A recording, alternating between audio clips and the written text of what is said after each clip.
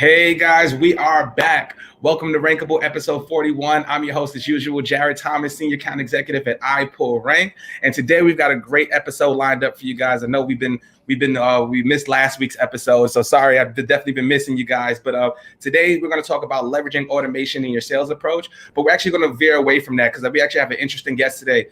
This gentleman is an entrepreneur. He's an author. He's helped businesses transform during the pandemic and even before then. So how do you helping businesses understand who their customer are, how to do the digital transformation, how to do digital marketing, how to better connect with your customers, with content to create so much more, right? And as you guys know, that's something we talk about heavily here. So I do want to introduce our special guest today, Mr. Michael Kawula. How are you, brother? Man, I am doing good. Thank you for having me. And I'm excited to jump into this. And other than looking at this Yankee hat in front of me, I'll be okay. Yanks, man. Corey Klug, no hitter yesterday, man. Good stuff, man. Hopefully we get a championship. We need number 27, man, or 28. Nice. Well, I'm down here in Tampa, and so we just won a big championship this year. Oh, yeah, man. We're coming for you. Yeah. Even knowing, listen, we were talking before you hit record and started this live. You're a Jet fan. My wife's a Jet fan. So unfortunately, when Brady came down here, my wife just, she's got like a love-hate relationship with him because of being a Jet fan and what New England did to us year after year after year. Oh, man. But he's the GOAT, man. After, winning that championship last year was just another notch on the belt, man. It's crazy. His greatness, man. So Shout out to him, man. And go Gang Green, man. Hopefully our pick does something this year, our QB. Yeah, hopefully. My wife's excited, but again, as I think I told you beforehand, she loves all sports. My sport is business. So, I watch it just because, she forces me to, but I end up always finding somebody in the bars that we go to end up navigating into a corner and talking business with them. Yeah, but that's why I love business as well, right? Because it's a 24/7 sport. It continuously goes. It never 100%. And it is a sport. Exactly. It is a sport, right? Because we have to, outthink our competitors. We have to be strategic in our approaches to business, right? And how do we grow our revenue, grow our business, and so on and so forth. But before we get into the actual nuances of, entrepreneurship, how do you help your businesses and your clients?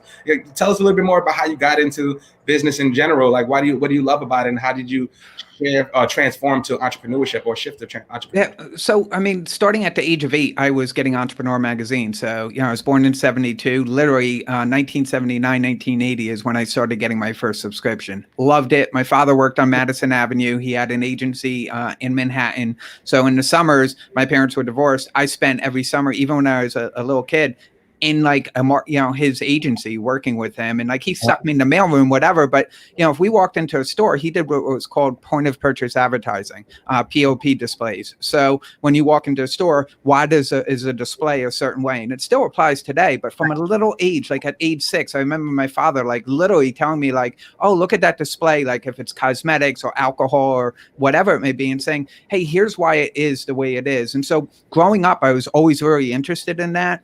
Did like all the side hustles like everybody else throughout, middle school, high school. But for whatever reason, I headed off to Wall Street. Got a career there. My father had passed away when I was in college, unfortunately. I appreciate that. So, just a really big role model of mine. And for whatever reason, I was lost. I went on to Wall Street, did very well. The best part of it is I met my wife, which was super cool. She hated me. I was an obnoxious individual because I hung around 200, 300 guys in a pit. If you ever saw the movie Boiler Room, I literally worked at that firm at 44 Wall Street. So, it's, everything in that movie is 100% true. So, it's unfortunate. And I was kind of like the lead guy when I realized what they were doing. And how they were manipulating stocks. I really didn't like it. So I transferred. I went to Dean Witter, ended up finishing my career at a company called Alliance Capital. But during that time, I learned, literally 9/10/2001, came home. I'd already had a little side hustle going. But that night, my wife told me we were having our first child. And so that very next morning, it was 9/11. I had gone in, I resigned, and a half an hour later, the planes, struck, and everything changed for this world. So, were you on the top floors or? No, I was actually on Wall Street, so I wasn't in the Wow. trade centers. But lost a lot of friends, unfortunately. I had a partner that literally, like, you hear the stories everywhere. He was late, and actually, just so you know, that day I was over in Secaucus, New Jersey. So extremely lucky. My wife was working down the street in Secaucus. We were very fortunate, but again, lost people, and it was sad. Luckily, my manager of the floor really loved me, because it's probably not the best time to be starting a business. But he decided, like, he was very wealthy, knew I had the entrepreneurial mind and wanted to partner. So we looked at many different businesses. We looked at car washes. We looked at batting cage facilities for kids, like a game facility, where he was going to own the land and I would own the business side of it. It was just very interesting. But throughout this journey, I ended up becoming what was called a franchise broker. So I bought a franchise where I could help others buy and sell businesses, which was super cool, because I got to learn everything about the marketing side of every type of business. Great clips, fantastic Sam's, Handyman Matters, 1-800-GOT-JUNK, Mary Maids, super cool. So long story short, ended up buying another franchise. I bought a cleaning business. It was really successful, had a really good time doing it. But throughout that time, I worked myself out of a job. This was around 2007. I had managers in place, 50 employees, nothing to do. So I started, I met somebody at a conference, and we ended up starting an online business, drop shipping. Drop shipping wasn't a thing back then. Reached out to a company called Hoover Vacuums, and got them to drop ship for us. Got another person to drop ship, and 4 years later, we had 200,000 products on our website that were being drop shipped direct from manufacturers. We were ranked by Inc. magazine as the 144th fastest growing company here in the US. We had a lot of success, a lot of lessons. I learned a ton about SEO, kept hiring agencies that, back then it was the wild, wild west, right? Yeah. So, I got sued actually by Hoover for outranking them on page 1 of Google. And it was funny because back then, again, Google's algorithm was very different. So today it would be virtually impossible to outrank a brand like Hoover. But, back then I did a lot of videos and all. And so my videos were outranking, and we literally had a lawsuit to take ourselves off of page 1 of Google. Was it for a specific term, or was it like for their branded term or something like that? It wasn't even, we weren't going after a term. I had a video that was a video demo of showing their vacuum, how it would stick to a wall, and just talking about it. And then just, we had an offer at the end. It ranked, and it outranked Hoover. And so there was nothing I could do. I wasn't going to, delete the video. I ended up having to delete the video, but, it was just interesting. Back then, they thought like we controlled, being ranked as number 1. And if you remember pay-per-click ads, they weren't even paying for their own name back then, which was, crazy.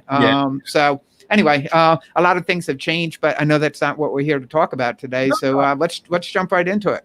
No, I thought that was very interesting, because like you said that they made you take the video down, right? But in SEO in 2021, right, you'd essentially be an influencer, and that's essentially would drive traffic back to their main site, and they would probably be happy today.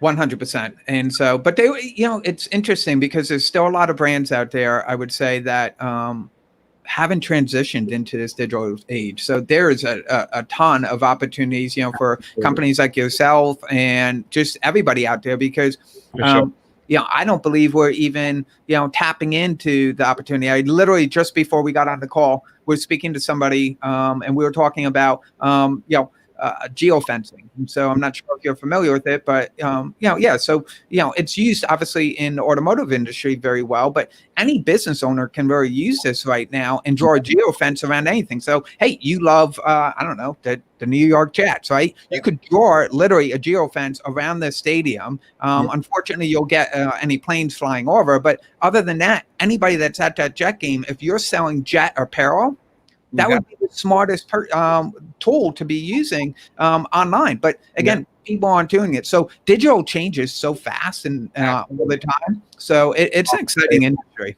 Yeah, and for the audience, for those who don't know what geofencing is, essentially, let me give you a good analogy. Say, for instance, I'm a contractor, I do home improvement or something of that nature, right? But I work in the Bronx. I want to make sure I target customers in the Bronx specifically, right? So I could essentially create a geofence showing where my ads are shown in this location, right? Say if I wanted to be 10 miles, 15 miles, 20 miles, or the whole area of the Bronx, that would be my geofence, right? So it's essentially just a place where you target your ideal customers in a set geographic location. But here's the thing that's even more interesting, I think. If somebody's got a mobile ID, and this is really going to be very important right now with everything going on with what Apple's doing, what Google just announced this week. So when somebody walks through there, every phone has a unique mobile ID.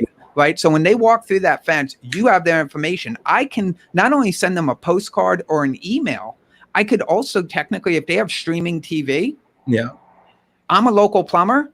I could have, hey, I saw you just walked into blah, blah, blah. And, you can get that creepy on it, but it's super amazing. It's this is a marketer's dream if you jump on this technology early. Absolutely. So, and I know you work with a lot of small businesses, right? Yeah. And I can imagine business has only accelerated with the pandemic, right? Especially for smaller, like mom and pop shops, right? Yeah. Have a brick and mortar store. They haven't really had the need for digital to grow their business. They're happy with their revenue, so on and so forth. Pandemic hits, stores aren't open at a certain capacity, and now they have to shift in ways to, connect with their customers, right? So what is the biggest challenge that you've seen from like your customers you're working with and getting them to digital, getting them to understand the power of digital?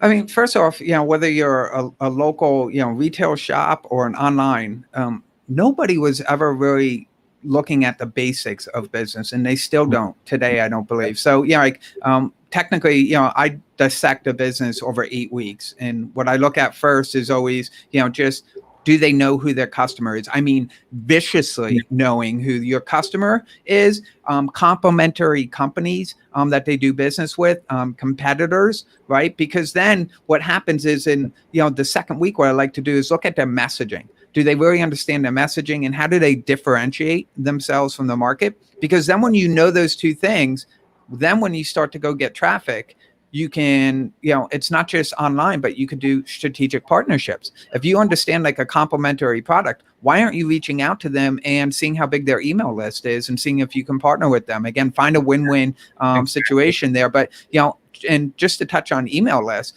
I'm just shocked at how many businesses aren't really focused on email marketing and all the benefits that you could do with it. I literally was just speaking to somebody this week, I wrote a post on LinkedIn about it, 240,000, 260,000 Instagram followers.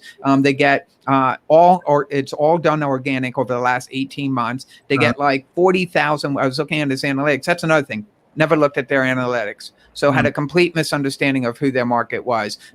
So I know I'm jumping around here a lot, but it's all just important stuff. Bottom line is no email list, right? So they had a website. When we looked at the analytics of the website, you would think with that big of a following, they get like 300 comments, all like very thoughtful comments on all of their posts. But when we looked at it, they were only getting like 10, 20 visitors a day coming to their website. But whenever they mentioned their website, which they weren't doing enough, you would see 200, 300, 400 spikes in their Google Analytics. So it just, I said to them, I was like, hey, this kind of tells you what should you be doing? Sharing your website more, and don't be bringing them to a sales page, because when I looked at when they were bouncing, again, looking at the numbers, they were bouncing right away because they're not going to just buy right away. So why don't you give them something of value? You're somebody that's Instagram that people are following, like, and really engage with. Give them whatever they're following you for. So give a guide, give a video. People say that doesn't work. It does work. It definitely works. 100% works. So was working with somebody 6 months ago in the heart of the pandemic. And they had 2-3 million followers on Instagram. And Instagram actually, they did something against the terms and conditions. It's still back and forth through those, but their account was locked. And it was locked for several months. And this dramatically impacted the business. Guess what? Still didn't have a freaking email. So it's just, it's so important for us as marketers. Yeah, I think you hit the nail on the head, right? And I think understanding who your audience is number one, right? And then when you do get the email list, right, I think another important factor is segmenting that list, right? So say, for instance, I have 1,000 people on my email list, right? Everybody's going to come for a different reason, right? They're following for a specific reason, right? And if you don't understand what that customer wants or expects from you in terms of content, then you're just going to be, your efforts are going to fall on deaf ears, right? So know who your audience is, especially across social. And then for the company you just mentioned, I think a good thing for them would be use a social listening tool. Aside from giving content and being out there, but join the conversation. If somebody mentions your brand on Instagram, LinkedIn, Twitter, right? I think right now, I think a big thing for a lot of brands is how do I act like a person and give a human connection and not just a brand to a customer connection. My favorite email I get every day. It's like one of the first ones. First thing I look at in the morning is Crunchbase. I love it. But my second thing that I look at is an email that I get from Brand24. And Brand24 is a social listening tool, but it picks up, like, a lot of times if I'm on a podcast or in a publication, my name is obviously one of the things I'm listening for. Guess what? Like, I hear it sometimes before the podcast host will tell me, or before the publication says, hey, that just went live, would you give it a share, right? And so that's the power of social listening. But if you put your competitors in there, or complementary products, or your customers, if your average customer value is, let's say like a higher end product, so 100,000, $1 million, whatever it may be, put social listening in there, because when they're mentioned somewhere, or their brand or their competitor is mentioned, that's the best type of ABM marketing to do, to be reaching out to them, say, hey, I just saw you listed in, Forbes, or I heard somebody in Reddit, like, because you can pick up Reddit threads. Yeah, I heard somebody in Reddit talking about this. Why don't you go in and answer this? And now they're like, if you haven't done business yet, they're like, holy shit, like, this guy cares. And I didn't mean to. You're good. They're like, oh, this guy cares. This individual really cares about my business. Guess what? No like, trust, they're doing business with you. That's it. Join the conversation, right? Like you said, look at the competitors.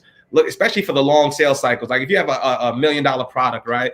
The pool of customers for that $1 million product is going to be substantially, lower than a product that's worth $5,000, $10,000, $20,000 on the market, right? So you need to be in those places. You need to understand what those customers want, and then you could tailor your strategy from that, right? Be personable, right? That's what we do. I used to work for a social listening platform. I used to work for Talkwalker. Oh, that's all. But to that point, listen, you know what people do? It's like, in those higher ticket items, they all do the same crap. Send Omaha steaks, or they send like a nice welcome kit or something like that. And don't get me wrong, everybody loves a good steak. It's cool. Yeah. But when you send somebody just like an article, or you print it out, yes, old school, and I go over to there and I print it out, I fold it up, I write a letter, maybe I have my daughter draw them a nice little picture, stick in a freaking envelope and send it to them, that will stand out so much more and be so much tastier than an Omaha steak. I'm telling you, it will close business. Absolutely, right? The fact that you went the extra mile, right? You said you had your kid. There goes the human, the personal connection, right? This dude is a father. He must be a good dude, and he cared about me, right? 100%. I didn't do any business with you. I didn't give you an SOW. I didn't sign a contract. You genuinely want to help me, and that builds your trustworthiness, your credibility, and then it leads you into sales conversations. Like, for all salespeople listening today, do not underestimate the power of that, right? The power of word of mouth referrals, the power of your social branding, right? Your personal brand, right? You should be creating that, because if you think about it, if you're a guy or a salesperson that's sending off 1,000 emails, which is important, you're sending out you're doing your prospecting, you're doing your cold calls, those are still very important. But if somebody like me, who's creating content every single day, and I've amassed a following of 8,000, 9,000 people, right? And I get 100 likes or 50 likes, and got people in my DM that are my ideal customers, are they going to buy from you, or would they buy from me, right? The reason why they would buy from me is because they understand my story. I have more trustworthiness, right? I have more credibility. I'm speaking to their audience, speaking to their challenges, and they feel I understand it. Like, I had a conversation the other day with a VP of marketing, and she told me, it was really cool, and shout out to her if she's listening. She told me, like, she's about to get on a call with us. Said she told her team, she was like, yeah, the team said they better work with us because if they seen our content, right? Yep. So that's a layup. I don't have to, definitely I don't do anything. All I have to do is understand the problem and then solve. And to that point, leveraging social trust, right? Leveraging other people, leveraging other people's audiences. It's the fastest way to grow a business. A lot of times, again, I love online. I think it's fuel on the fire, right? But absolutely. But the fastest way, in my opinion, is when you really know where your audience is, like what podcasts they listen to, what books do they read, what authors, right? What shows they listen to, what newsletters they subscribe to, what conferences do they go to. And now you reach out to there's like a handful of conferences a couple of years ago that I knew my avatar was always hanging at, right? And so I had a Twitter tool. It was a SaaS tool, and everybody was obviously very interested in Social Media Examiner, right? And so every year they had Social Media Marketing World. Hopefully they come back next year, and I'm sure they will. And I just knew. And so what I do, I connected, I looked at, all right, who were all the speakers at that event? I put them on a Twitter list. It was a private list. And I started just, randomly sharing their stuff, connecting with them, liking their stuff. Nothing very hard. 5 minutes on Twitter, very focused time, right? But you know what? I would say probably like 20% of those speakers not only became customers, but became affiliates of ours. And that's how we scaled to 10,000 customers, like literally within 18 months. That's it. That's a perfect example, right? And that just goes to demonstrate for everybody listening the power of social, right? And why it should be incorporated, especially for small businesses. I feel like, or even bigger businesses. I speak to a ton of B2B brands that are well over $1 million, $100 million of revenue, right? That just don't get it, right? One brand that really does it well is Gong, right? They have their whole team. Yep. If you see them on LinkedIn, their whole team posts content. The CMO is good. The account executives, the damn SDRs are damn posting content that's excellent. But they give them the free, they actually, you know what I mean? Like that's where I think it comes from top down, right? Yeah. And so they get that. And a lot of times top, is they don't let them create their own personal brand. And having your own personal brand, and your team having a personal brand is so important because, I'm a New Yorker. I'm also, very religious, right? And so sometimes some people might not jive with that, and that's okay. But maybe somebody else on the team they do, right? And so let them have their voice and give them the freedom, because guess what? Also, they're going to be a happier employee, and they're going to stick around. Exactly. But I think the biggest challenge, I think most brands, it's hard for them to step away from the light because they understand the benefits on both sides, right? Yeah. Because if you do create a personal brand, right, you do get this notoriety. You have recruiters trying to poach this person. You have other, brands looking at them. You have all those things. So I understand they're nervous at that aspect of it. The level of like, people are going to trust the person rather than the brand, right? Same thing with salespeople, right? Like that's why relationship building is different from social selling to me, right? Social selling is me listening to your pod or listening to your content, liking your content, doing like 10 touches, and then I'm gonna hit you in the DM with a pitch, right? Yep. I think that's it doesn't work, right? But if you just stick to what works for me, to be honest with you, it might sound crazy, I don't make an ask. Yeah. I don't make any ask. I don't automate. You don't have to. You don't have to, right? But then you lose your leverage as a salesperson. Yeah. You lose your leverage, right?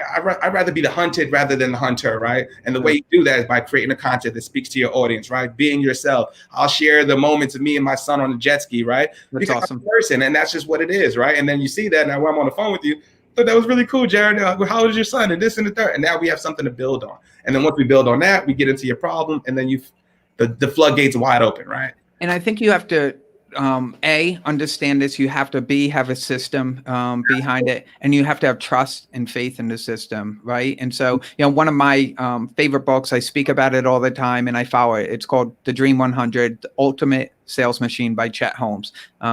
Chet Holmes had passed away a few years back. He had brain cancer. I was fortunate to get interviewed by him and Tony Robbins in 2012. Right. And, it was awesome. They tore apart my business because, I thought, hey, I was cocky. I just, we just had a really good time. Our business did really well. I thought they were interviewing me about that in front of 5,000 people. But instead, they did congratulate me. But then they were like, hey, look at all this that you left on the table. Which was really interesting. But, back to Chet Holmes, trust in the process. He started off working for an individual called Charlie Munger. So Charlie Munger is Warren Buffett's partner, right? Okay. And so, he had to go after, I believe it was, he got a list of 22 or 2,800 agencies to basically reach out to and do business with for a publication. But instead, in the beginning, he just picked the top 80% that was spending money. And then he just stayed in front of them, right? Every day he would just reach out to 5 of them. So if you have a Dream 100 in a month, you could reach out to all of your Dream 100, right? And then month 2, you start it again. But he would just really do what we were talking about. He called it lumpy mail. So he'd send something in the mail and it was, lumpy. So it would stick on the desk and people would open it to see what's in it. But, it was highly effective. And in the beginning, Charlie Munger got really nervous because it was like, wait, this guy, 3 months in, 6 months in, wait, I just hired this top sales guy. This ain't working. He's not doing anything. But all of a sudden, 9 months later, 12 months later, not only did he become number 1, but then he just blew away everybody. And why? Because the system works. And you got to have faith in the system, and you got to trust the system. And you just got to follow it. But that's the problem with most organizations, right? Because we have superficial numbers or high quotas or whatever the case may be. We're so in the short term and we don't think long term. Microwave society. That's what it is, right? And that's a failure of a lot of businesses, right? Like, do you guys do SEO? Yeah, absolutely. We specialize in technical. Yeah. So you know what kills me is like, so again, I got my ass burnt in 2008 and I learned SEO really, really well. And, I respect some of the best out there, like Neil Patel. Robbie Richards is a good friend of mine. I think he's brilliant, really good on SEO, or he writes good content. Yeah. Here's the thing about it. Like, shout out Mike King, because he's up there in that list. That's our managing director. Oh, really? Yeah, he's one of the top out there. So Neil Patel, awesome. He's a good one, but he also has a lot of writers. He does, 100%, right? And okay, I won't go down the road, but here's the thing about SEO. You have to have faith in it. You have to have trust in it. It's, if you look at anybody that's saying that they're going to, and yes, there are things you could do to get, some immediate wins, no doubt about it. If you're on page 2, like I was just looking at somebody the other day, spot 11, yes, some work very well. It was a good term. It was getting 8,800 searches. We could get it to page 1 very fast, right? No doubt. And again, I don't do SEO, but I was just looking at it for them. I was like, hey, you got to reach out to somebody. You can get there very fast. But in general, if you want to rank for a lot of important terms, you just have to have faith. You have to hire somebody that really knows. You don't want to have somebody that's scamming you and pulling the wool over your eyes. So trust, research the firm. Obviously, it sounds like you guys do an incredible job. Understand that. But then don't be one of those clients that's pushing them, because what happens is then eventually these companies start doing things that are shady, right? And that's what ends up coming and, biting companies in the ass. And we don't want that. But SEO, organic marketing is, by far, if you could wait, I wish I was so dependent on Google. I'm not joking. Like, I met Content Marketing Institute. What's his name? Paluzzi. It's got Brinker. Joe, right? Joe Paluzzi. Okay. Like, when he started that company in 2008, I had started my company. And so we were both ranked in Inc. magazine, and met him at this event. We were talking. What's funny is that, he had spent total from 2008 to 2012, $40,000. I was spending that probably easily a month. Yeah. And pay per click, because I was so freaking dependent. But his content, he had so much about it. And I didn't start that until 3 years into my business. So, and you still see it today. You ask people, what's the content strategy? Oh, we're putting out once a month a blog post. And then you look at it, it's. Yeah. Wait, I think I'm losing you. Wait, did I lose you?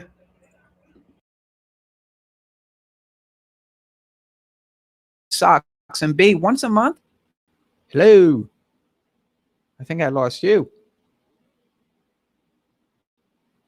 For a second. I just Hopefully he comes back in and okay. Yeah, I lost you. So yeah, but it's just, I started 3 years late on it, and I shouldn't have.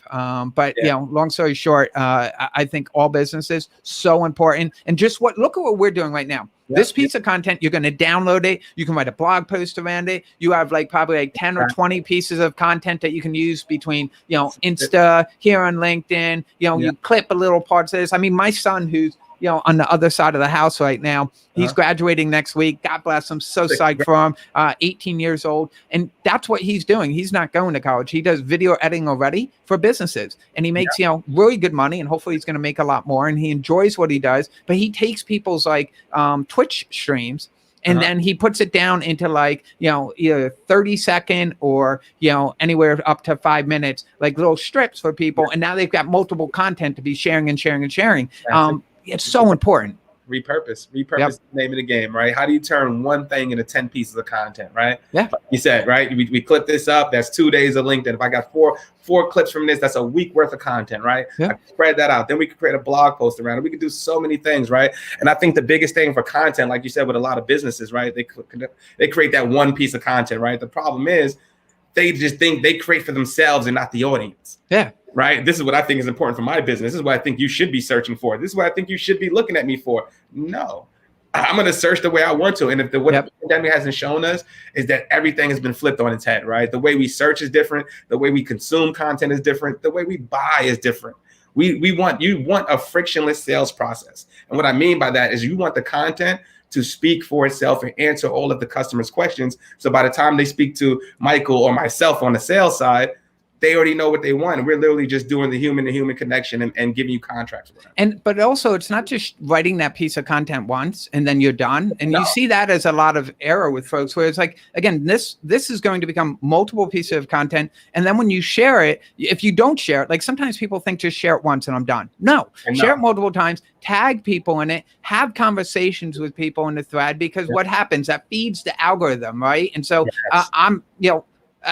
you got to understand the way these algorithms work and LinkedIn, right? And so the minute somebody comments, particularly in that first hour, go in and comment back. And then all of a sudden that starts it. And next thing you know, you're like, wait, why did this one post do better than the other? And you think that it's got to do sometimes with the content, but it could just be a couple of comments down there in the thread and having a good conversation with people. So there's so much value in content. And what Michael's referring to right now on LinkedIn, guys, I know we spoke about it, but it's called the golden hour, right?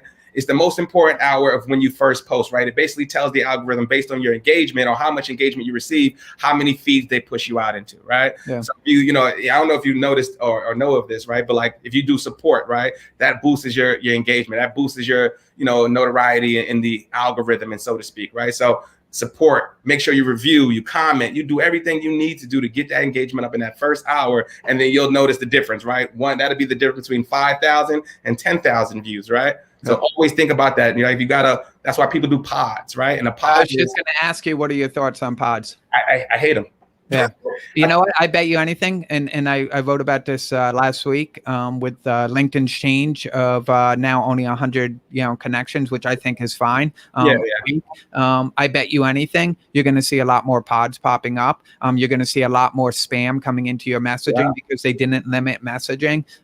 So, it's, again, I was in Twitter automation. I believe what we did was good because we actually listened to folks. So if you said like content marketing for logistics, we would go and follow you because we were a logistics company. We did social listening and we did it in an authentic way. Yes, there were spammers on it, but I just think that everybody's going to come in on LinkedIn now with this recent change. You're going to see more pods because it's going to get them out there. And it's like with the pods, it's so smart and easy to detect them. When you see that same person, like, don't think that you're beating it. I literally just saw this on another show that I was on, and I asked them, I said, was this a pod? And I was curious because I noticed, all the same type of comments down there. It didn't sound authentic. It didn't sound real. But when you get that authentic, that's what feeds the dragon. That's what feeds it and pushes it out. That's why I hate them. I feel like it's just beating the system, right? But if you do it organically, you can have an organic pod, right? If you build relationships the right way, right? If you just help people because you want to help people and not just to sell them, right? If you're commenting on others' posts, you're supporting their content, it's going to be reciprocated, right? So it's to the point now where if I post something tomorrow or today, I know I've got 30, 40 people that I know is going to like my comment or my content if they see it. Do you look at your score a lot? The selling index thing? Yeah, I do, but I don't refer to it. Yeah. Do you think it has anything to do? Not really. I think me personally, what I judge my success on is the amount of relationships I build. Who's in DM, who reaches out to me, who wants to have a conversation, those type of things. Like all the likes and comments, that's cool, but it's just like like you said, it's a vanity metric. I look at it like it's ego. Yeah, it's just, it's fugazi, fugazi. I tell them like, what's the thing? A good analogy I use, like it's like a restaurant, right? So if I'm posting content, my content is the restaurant. You see a line all the way out the door down at the end of the block, you're gonna say, damn, this guy must be important or it must be good content. Let me keep an eye out for him, right? That's all you want. And that's the only reason I want the likes and the comments. It just gives you additional clout and all that other stuff. But relationships is where it's at. I've got people from Germany, Africa, just a guy from the Bronx in my apartment doing content, right? You know what I mean? Just being myself. And that's what's important, guys. So always be yourself. Don't worry about what the next man is doing. Do you. Do you. I like that. That was the post I made today. If we're on LinkedIn and when people are done, click on it, they'll see it. It literally, shows my bunny. I'm a big family guy, so I'm always talking about family and business, and I try to tie it together because I believe a lot of us get into business to support our family, but then what happens is that tentacle starts getting around us, strangling us, and next thing you know, we're married to our business versus our family. But today I shared a picture of my little bunny, and you can see his nose moving, but he always lays down next to a statue of a bunny. And the difference is, I said, hey, we have a pulse, right? My bunny has a pulse, but that statue is just a statue. Don't be a statue online. Don't copy people. have a pulse, share people with your heart, be authentic, be you. You know what? And guess what? Some people are allergic to my bunny. Some people don't like his ears because his ears stick up, and some people like those floppy little ears. Doesn't freaking matter, because those that like his ears, his little pulse, his little nose that will come up and like cuddle next to you, guess what? They're going to just jump all over him. And that's the same with business. It's the same with sharing content. Be you. Don't be afraid. Don't try to copy everybody else out there, because you can't be them. You can't be them. Be yourself, man. Nobody can be a better you than you. Yep. That's it, man. So I think that's a great place to end off. I saw we went a little over, man, but I was enjoying the conversation. I didn't want to stop the flow. But Michael, I enjoyed this, man. Thank you for joining today. Thank you for all the gems you provided today, man. Please let the people know your LinkedIn, where to connect with you. And, you know, like I know we're definitely going to be in touch, man. So I appreciate That's awesome. And so just my first name, last name, easy to find online. You'll see the koala bear everywhere. There you go. There you go. So thank you, everybody who attended. I know there's going to be a lot of people questions on the feedback, but thank you again, guys. Next week, we'll be back with Shopify's Director of SEO, Kevin Indig. Going to be a really good one. So look forward to seeing you guys again. And Michael, thanks again, brother. I hope you enjoy, man. Talk soon. Go Jets. All right. Yes, sir. Again.